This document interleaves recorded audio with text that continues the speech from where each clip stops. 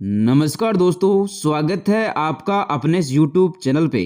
देखिए मित्रों, RPSC first grade के फर्स्ट पेपर में एजुकेशनल मैनेजमेंट में अपन पढ़ रहे थे शिक्षा के नवाचार। देखिए, जो शिक्षा के नवाचार हैं उनमें सबसे पहले अपन ने डिस्कस किया है SIQE को, जिसकी फुल फॉर्म जो है वो है state initiative for quality education. यानी कि एजुकेशन में क्वालिटी को बढ़ाने के लिए, शिक्षा में गुणवत्ता को बढ़ाने के लिए राज्य सरकार की एक पहल है, राज्य सरकार की एक शुरुआत है। SIQE के 2 वीडियो बने थे, जिनके द्वारा अपन ने इस SIQE को डिटेल से समझा है। जिन्होंने भी वो वीडियो नहीं देखे हैं, वो वीडियो ज़रूर देखेगा। आज के इस वीडियो में अपन शुरुआत करने जा रहे हैं एक नए नवाचार की, जिसका नाम है दीक्षा। देखिए, जो दीक्षा है ये राष्ट्रीय स्तर की एक शुरुआत है, राष्ट्रीय स्तर की एक पहल है, जबकि SIQE राज्य सरकार की एक पहल है। दीक्षा का सबसे पहले अपन को पूरा नाम ध्यान में रखना है। इसका पूरा नाम है digital infrastructure for knowledge sharing. Digital infrastructure for knowledge sharing, ये इसका पूरा नाम है, ध्यान में रखना है, महत्वपूर्ण है, क्वेश्चन आ सकता है। दीक्षा स्कूल शिक्षा के लिए, किसके लिए है? यह स्कूल शिक्षा के लिए है। राष्ट्रीय स्तर का NCERT की पहल पर बनाया गया एक मोबाइल ऐप है। देखिए, ये एक मोबाइल एप्लीकेशन है, एक मोबाइल ऐप है जो राष्ट्रीय स्तर पर बनाया गया है, यानी कि पूरे राष्ट्र के लिए बनाया गया है। पूरे राष्ट्र में जितने भी राज्य हैं उन सभी राज्यों में यह लागू होगा। तो एक मोबाइल ऐप बनाया गया है, एक एप्लीकेशन बनाई गई है। किसके द्वारा? NCERT के द्वारा। किसके लिए? स्कूल शिक्षा के लिए। ये जो एप्लीकेशन है इसकी शुरुआत की जाती है 5 सितंबर 2017 को। देखिए, 5 सितंबर जो है वो आपका शिक्षक दिवस है। तो शिक्षक दिवस के अवसर पर इस एप्लीकेशन की शुरुआत की जाती है तत्कालीन उपराष्ट्रपति वेंकैया नायडू के द्वारा। तो वेंकैया नायडू तत्कालीन उपराष्ट्रपति थे, उनके द्वारा इस एप्लीकेशन की शुरुआत की जाती है। NCERT की ये एक पहल है, राष्ट्रीय स्तर पर ये बनाया गया है और स्कूल शिक्षा के लिए बनाया गया एक मोबाइल ऐप है। देखिए, ये मोबाइल जो है आपको दिख रहा है। इस मोबाइल ऐप में एक एप्लीकेशन है जिसका नाम है दीक्षा, जो कि एक प्लेटफॉर्म है। किसके लिए? Platform for school education. School education के लिए एक प्लेटफॉर्म है। जैसे ही अपन मोबाइल में इस ऐप को ओपन करेंगे, ओपन करते ही अपन को दिखेगा welcome to Diksha, discover content as a. ये जो कंटेंट है, ये कंटेंट किन के लिए है? तो ये कंटेंट है यहाँ पे टीचर्स के लिए, कंटेंट है यहाँ पे स्टूडेंट्स के लिए, और कंटेंट है यहाँ पे HT एंड ऑफिशियल, यानी कि हेड टीचर्स एंड जो ऑफिशियल अधिकारी हैं उनके लिए भी है, और ये पेरेंट्स के लिए भी यहाँ पे कंटेंट है। तो ये सभी के लिए यहाँ पे कंटेंट दिया गया है दीक्षा में। दीक्षा एक मोबाइल ऐप है और ये राष्ट्रीय स्तर का है, NCERT की पहल पर बनाया गया है। ये आपको ध्यान में रखना है। अब अपन बढ़ते हैं आगे। देखिए, इसका जो आदर्श वाक्य है वह है हमारे शिक्षक हमारे नायक। ये महत्वपूर्ण क्वेश्चन है, ये क्वेश्चन पूछा जा सकता है। तो इसका आदर्श वाक्य क्या है? किसका? दीक्षा ऐप का। तो हमारे जो शिक्षक हैं वो हमारे नायक है, ये इसका आदर्श वाक्य है। दीक्षा ऐप की विशेषताएं क्या क्या है?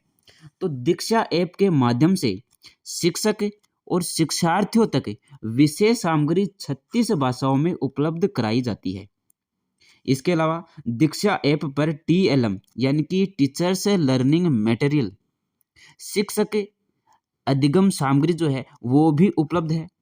इसमें CBSE, NCERT, CISCE, NIOS, आई गोट हेल्थ, इनके जो कंटेंट हैं वो उपलब्ध हैं।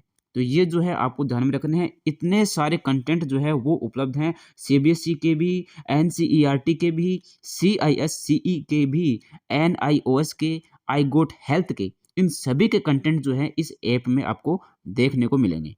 कक्षा 1 से 12 के जो कंटेंट है वो दीक्षा ऐप में लिंक किए गए हैं। ये जो कक्षा 1 से 12 के जो कंटेंट हैं, जो NCERT के द्वारा विद्या टीवी चैनल पर 24x4 यानी कि 24 घंटे, हर सप्ताह के 24 घंटे में प्रस्तावित किए जाते हैं। ये जो कंटेंट है, ये कंटेंट भी इस दीक्षा ऐप से लिंक कर दिए गए हैं। तो ये बातें आपको ध्यान में रखनी है। ये आपकी दीक्षा ऐप की विशेषताएं है। ई कंटेंट का जो मुख्य माध्यम है वह है आपका हिंदी, अंग्रेजी और संस्कृत। दीक्षा ऐप को MIT लाइसेंस आधारित ओपन सोर्स तकनीक सनबर्ड द्वारा बनाया गया है। तो ये ध्यान में रखना है कि किस तकनीक के आधार पर इसको बनाया गया है। ओपन सोर्स तकनीक के आधार पर इसको बनाया गया है। इसमें शिक्षक, शिक्षार्थी और जो प्रशासक है अपनी पसंद से साइन इन कर सकते हैं।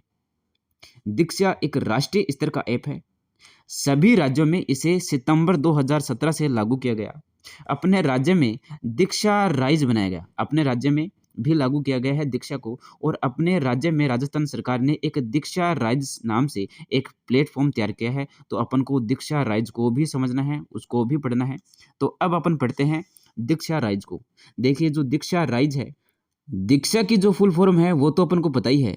अब ये जो राइज है इसकी फुल फॉर्म अपन को पढ़नी है। तो राइज की फुल फॉर्म है Rajasthan interface for school educator. ये देखिए एजुकेशन नहीं है, ये क्या है, एजुकेटर है, स्कूल एजुकेटर है ये, यानी कि स्कूल शिक्षकों के लिए राजस्थान इंटरफेस है। Rajasthan interface for school educator, ये राइज का पूरा नाम है। दीक्षा का पूरा नाम आपको पता ही है, digital infrastructure for knowledge sharing. अब ये जो दीक्षा राइज है इसकी शुरुआत कब की जाती है, तो इसकी शुरुआत शिक्षा विभाग व राष्ट्रीय शिक्षक शिक्षा परिषद NCTE ने मिलकर के 2018-19 में दीक्षा राइज पोर्टल की शुरुआत की है। किन्होंने, एक तो शिक्षा विभाग, राजस्थान सरकार का जो शिक्षा विभाग है वो, और एक है राष्ट्रीय शिक्षक शिक्षा परिषद, इन्होंने मिलकर के और 2018-19 में इस पोर्टल की शुरुआत की।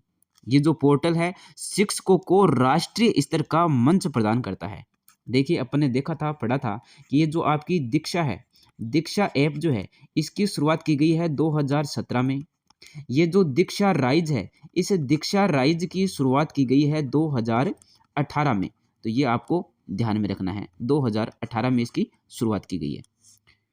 दीक्षा राइज पोर्टल का जो उद्देश्य है वह क्या है, तो शिक्षक, शिक्षार्थी, संस्था प्रधान और अभिभावक को ई कंटेंट उपलब्ध कराना, शिक्षकों का व्यक्तिगत व्यवसायिक विकास करना, सभी प्रकार की शिक्षण सामग्री जैसे कि ऑडियो, वीडियो और ई बुक उपलब्ध कराना, पूर्व प्राथमिक से और कक्षा 12वीं तक की पाठ्य पुस्तकों पर QR कोड उपलब्ध कराना, शिक्षक शिक्षार्थी को उच्च गुणवत्ता वाला मंच प्रदान करना, ये जो है इस पोर्टल के उद्देश्य हैं।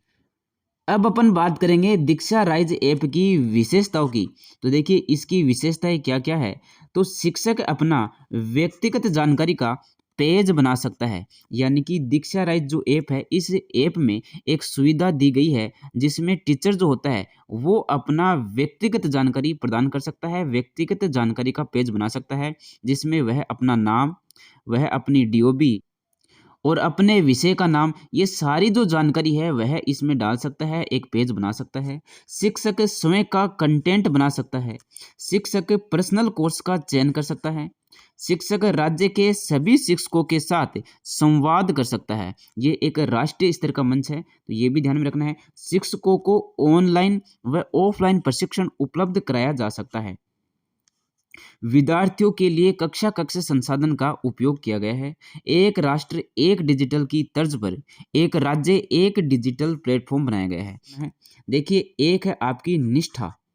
तो निष्ठा जो है, इस निष्ठा की फुल फॉर्म आपको ध्यान में रखनी है, national initiative for school heads and teachers holistic advancement, यानी कि स्कूल प्रमुखों और शिक्षकों की समग्र उन्नति की राष्ट्रीय पहल।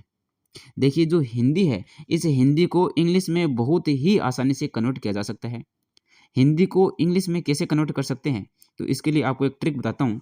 देखिए सबसे लास्ट में क्या आ रहा है, सबसे लास्ट में आ रहा है राष्ट्रीय पहल। तो इस राष्ट्रीय पहल को सबसे पहले लिख दो। राष्ट्रीय पहल को अपन बोलते हैं नेशनल इनिशिएटिव, क्योंकि राष्ट्र को क्या बोलते हैं, नेशनल बोलते हैं। राष्ट्र के लिए नेशनल आ गया और पहल या शुरुआत के लिए आता है इनिशिएटिव। तो राष्ट्रीय पहल की जगह अपन ने क्या लिख दिया, नेशनल इनिशिएटिव। फिर अब जो है यहां से स्टार्ट कर दो, स्कूल प्रमुखों, तो स्कूल हेड्स और एंड शिक्षकों यानी कि टीचर्स की समग्र उन्नति, होलिस्टिक एडवांसमेंट। तो इस प्रकार से जो है हिंदी के वाक्य को अपन इंग्लिश में चेंज कर सकते हैं। कैसे चेंज कर सकते हैं? सबसे अंत में जो दिया हुआ है, उस सबसे अंत में दिए हुए वाक्य को, सेंटेंस को आपको सबसे पहले लिखना है। तो सबसे अंत में दिया हुआ है राष्ट्रीय पहल, तो अपन ने लिख दिया नेशनल इनिशिएटिव। फिर लिखा हुआ है स्कूल प्रमुखों, तो स्कूल हेड्स, और तो एंड लिख दिया। सिक्स को तो टीचर्स लिख दिया कि समग्र उन्नति, तो होलिस्टिक एडवांसमेंट। शुरुआत कब होती है इस निष्ठा ऐप की? तो शिक्षा मंत्रालय एवं एनसीईआरटी के मार्गदर्शन में राजस्थान सरकार द्वारा सत्र 2019-20 में एकीकृत शिक्षक प्रशिक्षण कार्यक्रम के रूप में, देखिए ध्यान में रखना आपको, ये क्या है? ये एक शिक्षक प्रशिक्षण कार्यक्रम है। तो इस कार्यक्रम के रूप में इसकी शुरुआत होती है 2019 से 20 को। अपने क्या क्या पढ़ा है? अपन ने पढ़ा है, एक तो पढ़ा है दीक्षा को, तो दीक्षा की शुरुआत होती है 2017 में। अपन ने पढ़ा है दीक्षा राइज को, तो दीक्षा जो राइज है, इस दीक्षा राइज की शुरुआत होती है 2018 में। और अपन ने आज पढ़ा है निष्ठा को, इस निष्ठा की शुरुआत होती है 2019 में। तो ये क्रम से है 2017, 2018 और 2019, ये आपको ध्यान में रखना है। देखिए केंद्रीय मंत्री रमेश पोखरियाल के द्वारा इसकी शुरुआत की गई। यह ऑनलाइन शिक्षक प्रशिक्षण कार्यक्रम है। क्या है ये? एक शिक्षक प्रशिक्षण कार्यक्रम है जिसका संचालन 16 अक्टूबर 2020 से प्रारंभ किया गया। तो ये जो आपका शिक्षा का नवाचार है, दीक्षा और दीक्षा राइज और निष्ठा, ये आपके यहाँ पे कंप्लीट होते हैं। देखिए ये जो आपका सिलेबस चेंज हुआ है, कल एक न्यूज़ आई थी, उसके अकॉर्डिंग बताया गया है कि सिलेबस चेंज हुआ है, वो अपन थोड़ा सा डिस्कस करते हैं। देखिए सिलेबस कुछ भी चेंज नहीं हुआ, जो पहले था वह ही है, वर्तमान में भी बिल्कुल वैसा का वैसा ही है। सिर्फ चेंजमेंट ये किया गया है कि जो आपका फर्स्ट पेपर है, फर्स्ट पेपर जो था, उस फर्स्ट पेपर में कितने क्वेश्चन आने थे? उस फर्स्ट पेपर में 75 क्वेश्चन आने थे। तो अब कितने क्वेश्चन आएँगे? अब भी 75 क्वेश्चन ही आएँगे।